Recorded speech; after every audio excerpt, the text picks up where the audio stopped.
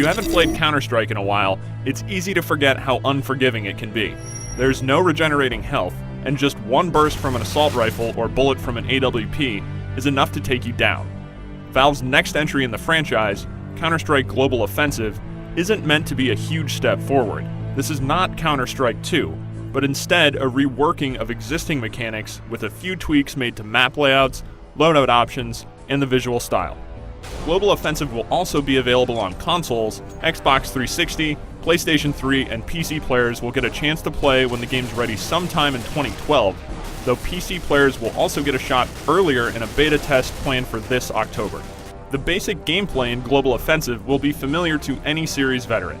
You split into two teams, terrorist and counter-terrorist.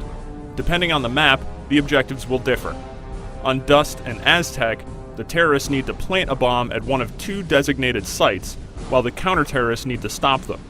There aren't any respawns or revives, so once you die, you spectate the rest of the match.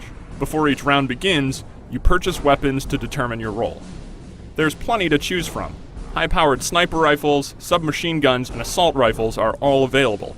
If you survive a round and win, you keep the weapons. If you die, you lose them and have to repurchase. That's where money comes into play. Kills and wins reward you with cash, which can then be used for better and more varied gear. This includes standard explosive grenades, flashbangs, and smoke, as well as a new gear item, the Molotov cocktail. This weapon can have a significant effect on the field of play. It does damage over time to anyone standing on the flames it creates, though once you step off the fire, the damage over time stops. More than a direct damage weapon, it seems to be effective as a deterrent. Because no player is going to want to run across a carpet of fire, the Molotov seems like it could be really useful for map control and defense. Speaking of maps, Valve's made a few changes to the Dust and Aztec maps that longtime players might appreciate.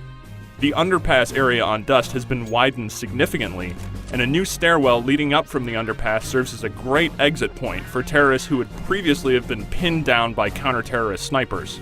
Other returning maps, like Dust 2, have barely been touched aside from the new visual style, and fans can expect to see Nuke, Inferno, and Italy in the game when it launches. There's more in store too, but Valve isn't discussing it quite yet.